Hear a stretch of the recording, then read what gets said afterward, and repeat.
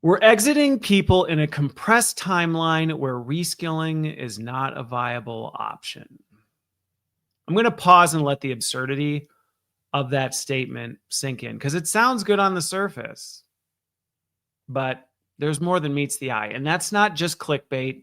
That's not a viral headline, even though it is also those things. That is a line straight from Accenture's earnings, their latest earnings release. And it's the line they use to describe how and why they laid off 11,000 of their employees. And I say laid off, not plans to lay off, because this isn't what is coming. It's what's already happened. Now, if you don't know who I am and you're new here, I'm Christopher Lind. I work with organizations and senior leaders to try and lead business transformation with an equal balance on performance and people, and challenge this whole idea that it's one or the other, because they are both possible. And that belief that both are possible is a big part of the reason why this article and this whole move hit me really, really hard, and why I want to do a deeper dive on it this week. Because layoffs aren't new. It's not something that, has never been done before. They've been around for quite some time. But in this instance, I'm seeing more and more and more of this, where these layoffs that maybe they do need to happen, maybe there is no other option, but they're being spun. It's all about spin and marketing speak. And on the surface, it makes a company sound like a forward-thinking, future-focused organization that's strategically aligned to the future of whatever corporate buzzwords you want to throw in there. But really, all this is a clever cover for brokenness that already occurred, things that have already gone wrong. They say in the article that they trained 550,000 people in generative AI, and it sounds good. And then they had to turn around and lay off the 11,000 that couldn't make the cut. And that's not okay. That's not okay. So this week, we're going to break this one down. I'm going to do a deeper dive on this. And to be clear, to set expectations, I want you to know my goal of this is not to be a hit piece on Accenture, because this isn't just about Accenture. This is much bigger than that. This whole ordeal is a mirror that I think every business leader, every decision maker, every executive, and every organization needs to hold up and look in and see what's looking back at them. Because we're gonna unpack some of the lies, straight up lies that are in this, and differentiate what an organization looks like that's focused on short-term optics and short-term gains versus one that's focused on long-term leadership and the long term, playing the long game. Now, if this kind of topic, if this kind of approach, if this kind of cutting through the noise and the straight talk about tech, people, and business, and that really unique intersection lands well with you, if you enjoy this conversation, I would love it if you would subscribe. I'd love it if you shared this episode with somebody and tag somebody in who might need to hear it. And also, if it really lands and you go, Christopher, this was wonderful, I'd love to take you out for coffee. Well, that's probably not going to happen physically, but you can go to buymeacoffee.com/Christopher Lind, and you can do it there. You can do it there. But also, it's important for me to note that this is the kind of work I do. So if you're a business or a business leader or an organization that's trying to figure these things out, trying to make sense of what business transformation, especially right now, AI transformation actually means, send me a message, reach out, go check out my website. This is the work I spend my time doing every day. Okay, enough with the intro. Let's transition into what really happened here. And let's talk about the truth behind this and the fact that this was not a failure of reskilling, but a failure of leadership. So there's two truths I want to unpack. The first was, this was not a future-focused strategy for the path moving forward. It was not a strategic pivot after a long and hard-worked reskilling effort. This was utilization math. like I said, this wasn't something that they're planning on doing. And that was one of my biggest frustrations when I read this and then actually dug into it. This was largely framed, and even the way many of the conversations around this were happening was, this is what Accenture is planning to do. This is the future of where things are going. It was very much cast in this light of, what's ahead and what this means for everyone else. This was not that. This was a retroactive, reactionary description of what they had already done. Accenture was not planning to do this. They had already executed these layoffs back from May to August. This is a description of the past that, if you've ever been around business, you know what happens. You're getting ready for an investor call. You're getting ready for a quarterly earnings call, and everybody's about to just hammer you with, why did you do this? Why are your earnings where they are? What are you doing about it to answer for this? How are you going to ensure you get your EBITDA where it needs to be, and you get your earnings per your EPS up, and blah, blah, blah, blah, blah. And you have to explain. And so in this instance, this is what this was. This was a PR game. The employees, you didn't pick employees that failed to reskill. And this was not a future focused move to make the most and maximize the utilization of the people of the highest performance, the highest caliber. This was leadership deciding, boy, we had a rough quarter. We had a rough year so far, and we just can't wait. We can't actually do anything about it. We just got to cut our losses and move forward. And I think it's important to call that out, because when you say things like, we trained 550,000 people and 11,000 didn't work, that's not the same as saying we actually invested in the pathways and the growth and the expansion of our strategic framework. We gave it our best shot, and we didn't get where we needed to go by the time we needed to, so we just cut our losses and moved forward. This really was about Accenture saying to their employees, look, if you're not billable, you're not viable to us. And that's the truth behind it. And that's terrible. Honestly, that's terrible in the sense that you just sewed a red letter onto every single one of these employees at a time when every company out there is looking for people who have AI skills, is looking for people who know how to navigate this crazy, wild future we're in right now. And you just labeled all of them publicly as, these are the failures. These are the duds. These are the ones that couldn't make it. And it's not true.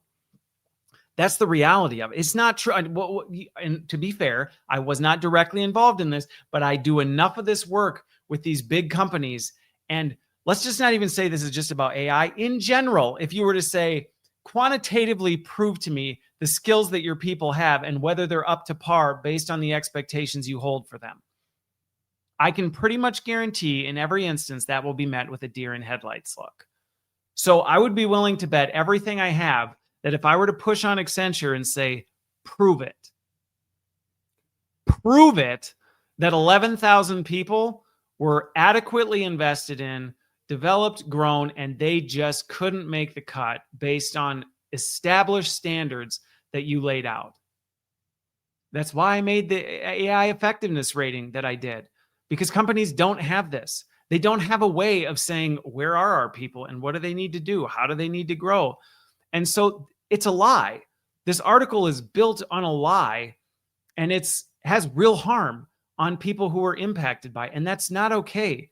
As a Big Four consulting firm that has a lot of influence over people's careers and their livelihood, if you needed to cut things because you couldn't make the earnings, well, then take ownership of that.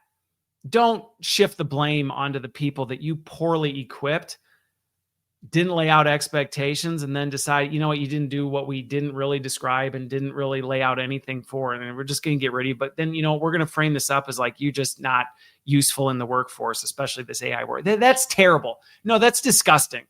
It's disgusting, and it's not true.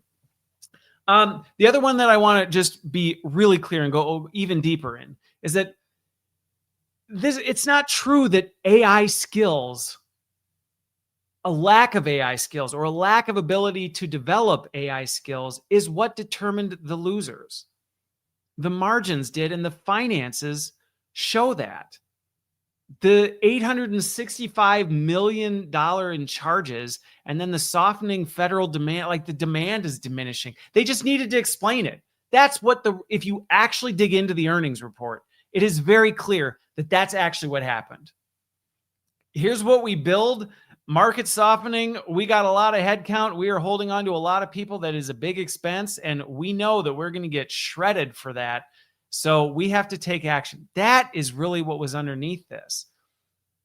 And it's just tragic because they weren't ready for AI. They couldn't develop. That was just a really clean, convenient narrative that you could slap right over the top of this, and everybody just listened and went, yeah, you know what? That makes sense. I mean, you did train 550,000 people, 11,000. That sounds about right in my, head. And that makes sense to me. It was clean enough with all the noise, all the hype, all the lack of clarity around these things that you knew you could slap it on top of your earnings report and people would eat it up and all this stuff. This was not AI judging viability. This was leadership short-term cost cutting and then spinning it as a strategy. And like I said, I know this because I have yet, and I'm not saying they're not out there. If you are one of these, reach out to me. I'd love to sit and have a chat with you. But I'm telling you, I have yet to encounter an organization that has clearly defined in behavioral terms, measurable behavioral terms, what does it mean to use AI effectively? And how do you know? And how are you measuring? And how are you developing it? And I know they said, well, we trained 550,000 people. As someone who has worked in corporate learning most of my career, I can pretty much guarantee what that looked like. That looked like a license to LinkedIn Learning, maybe a few emails, some vaguely, worded semi-motivational, platitudinal emails going out telling everybody, skill up in these things. Maybe you got a few course lists. You might have even got some mandatory training assigned to you in the LMS. Just enough to kind of check the box and say, hey, we tried. Hey, we did something. They didn't do it. See, we can prove it because we've got the LMS report to show they got an 80% on the quiz. That is not assessing, developing, and growing AI skills. It's not. And to represent it as that, to say we trained 550,000 and 11,000, I mean, that's a bold statement to make, to say to somebody, these 11,000 people, we did our absolute best. We threw everything that we could at them to develop, grow, redeploy, like all that. They couldn't cut it. They couldn't cut it. That is a very bold and slanderous statement to make about somebody without clear, beyond a reasonable doubt evidence to back it. And the fact that right now is just being accepted as, okay, sounds good enough, I suppose that makes sense, is terrible. So those are the things that I just like reading this. I'm like, I have to clarify these things because there are so many people talking about this. This is everywhere. People are freaking out. Leaders are making decisions. They're looking at this going, oh, here's what Accenture is doing. We should do the same thing. It's like, no, this is what they did. And here's why they did it. And here's why it's not actually what happened. Do not operate off of this intel. Do not. You need to see it for what it is. And that doesn't mean that you can't take anything from it. It just means you need to see it clearly so that you can understand what you can accurately take from this and learn from it. So with that, again, in the spirit of keeping it concise and tight, let's transition over to okay, great, Christopher, thank you for pointing that out. Wow, I didn't know that. I feel so much better having a better understanding of this. Yeah, I'm a little bit mad and upset. I can't believe anybody would do this. All right, fine. But what do I do? How do I respond to this? How do I not make the same mistakes? Because this was a mistake on Accenture's part. This was a catastrophic mistake on Accenture's part. So what do you do? There's three things that, as I sat with this, that I think every leader, every organization, even every individual could walk away from this. redeployment and reskilling takes time. Okay. This is not something that you slap a course in your learning system or send a link to a video and 90 days later go, hey, like, are you skilled in AI? You know, we did do that thing. Remember that workshop we hosted? You good? Hey, I noticed your hours didn't go up. It sounds to me like you didn't actually reskill. No, reskilling takes time. It takes effort. It takes discipline to actually understand skills, to actually define what are these skills? What does it mean to demonstrate them well? What does it mean to demonstrate them poorly? How do we close the gaps? That is a surgical kind of precision that has to happen. And that's something that takes time. Just like you don't lose 100 pounds in 90 days, or at least not sustainably, you do that over time. And the same is true with skills. And that means that as a leader, you need to plan to absorb some of these short-term costs and some of this lower utilization, because this AI transformation might be one of the biggest transformation we have gone through in the lifetimes of anybody who's listening to this podcast. I'll tell you that. This is a massive transformation. And you can't just say, hey, can you just like squeeze this in the margins of everything else you're doing? No, you actually have to make space for it. Because if you don't make space for it, it's not going to happen. And that means you as a leader, as an organization, you need to plan for that. I'd have been proud of Accenture had they come forth and when everybody said, hey, how come your earnings were so much lower? Had they actually stood up and said, yeah, they are lower, because we're going through and transforming our 550,000 employees to be some of the smartest, sharpest, the best talent. You are going to want to only come to Accenture because of what we're doing. And we recognize that's taking a financial hit on us. We know. We plan for that. That is part of our strategy. That would be strategy. Okay, that would be strategy, not optics. And that's something that every other organization, every other leader who listens, you can take from that and you can go, you know what? Hey, there's actually, I'm not saying don't spin. You have to spin. You can't miss your numbers and not have an explanation for it. Okay, I'm not saying is an acceptable answer. Accenture couldn't go to the earnings call and when they said, where'd that 865 million go? We're not really sure. Bad quarter? We don't know. No, you can't do that. You have to be able to give an answer. But your answer doesn't have to be, those people, they're terrible. We tried. I don't know. Moving on. No. And as leaders, you have a responsibility. And there's a way you can say, yes, we know. We know it's lower. We know we didn't utilize our people quite like we did. We just utilized them differently. We had to refocus their time and attention on growing and developing their skills, because what we're going through right now, becoming the best consulting firm on the planet, that's a lot of work. And that means we got to build people up. And this kind of change, this isn't the kind of change that happens because you sent them through a workshop. And yeah, we know we're doing that. That's a conscious decision. Because I'm telling you, if you're forcing people to transform tomorrow, by tomorrow, next month, you're not reskilling, and don't frame it as that. You're cutting and looking for excuses. That's really all that is. And you don't need to walk that path. And so I would encourage leaders to take that seriously, because I understand the pressure everyone's facing right now. And every leader I talk to is facing the same pressure Accenture is facing. So I get it. But take a different path. And you can still put some spin. You can still explain your story in a way that makes people go, wow, that makes sense. That's smart. That's strategic. All right, the second discipline. What I don't think that happens, and this is true in all layoffs, but especially like what I described here, where you're not just laying people off because you need to make cuts. You're brandishing these people with a label that is, first of all, one, unjustifiable, two, has major consequences for them. You know, not you. You come out looking great. Hey, we trained them. We tried. They just suck. They just failed. No, you did that.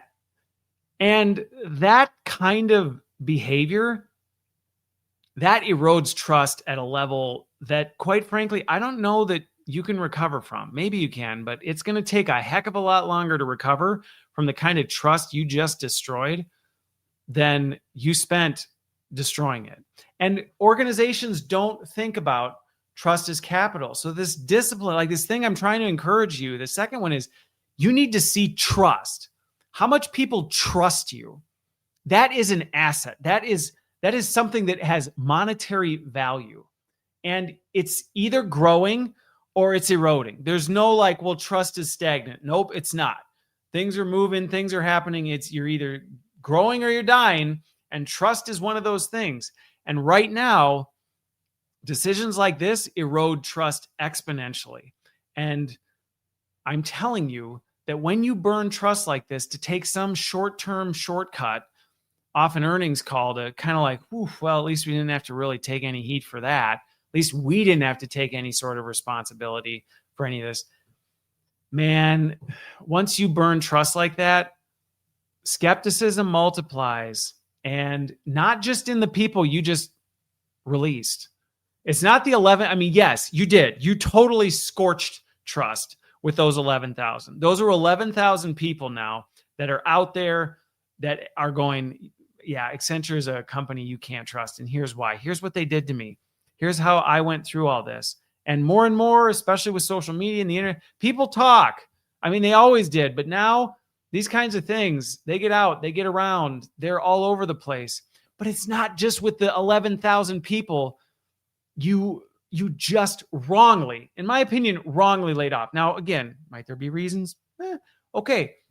But the way you did it was wrong.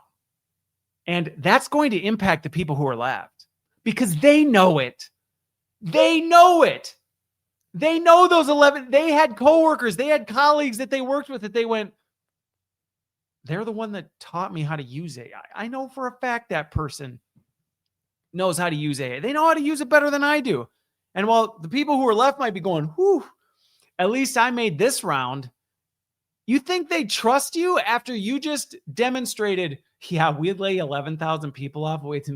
And we say this, but it's not really the reason. We just say it because it's convenient.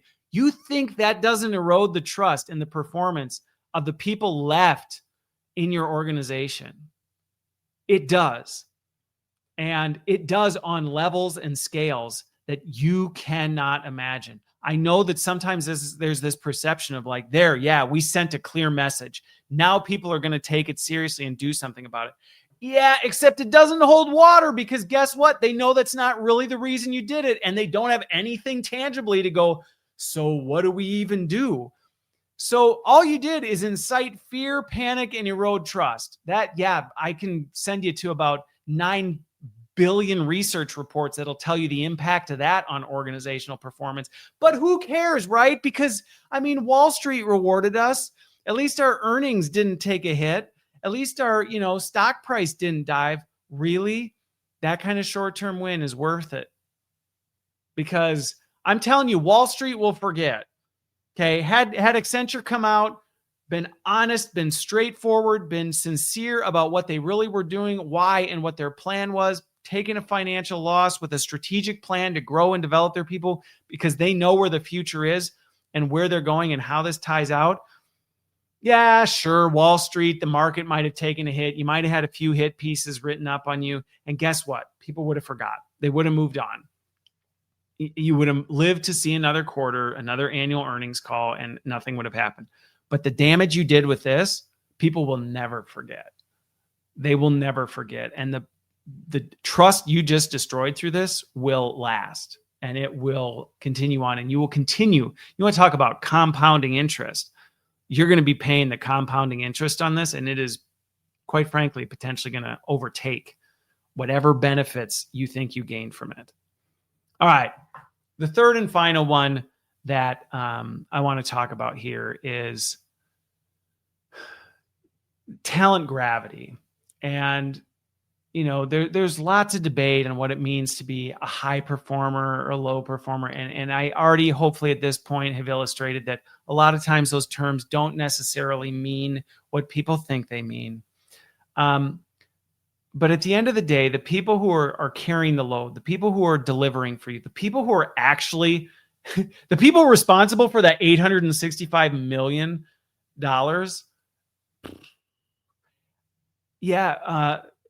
how well they're able to deliver on that is dependent on how much they believe in your investment in them.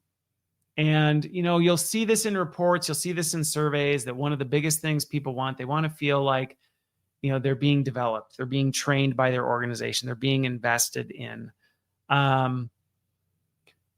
It's more than just giving them a subscription to Brilliant or LinkedIn Learning or Udemy or like whatever big thing. Like I could list off a badillion names of them. It's not about just giving them access to information. It's demonstrating to them, we are committed to your long-term growth and development because we see you as a valuable part of this organization and this team. And we care and we recognize that comes with a cost.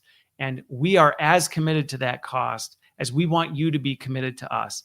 And right now, we've largely lost that loyalty balance. The scales are completely out of whack. Companies demand limitless loyalty.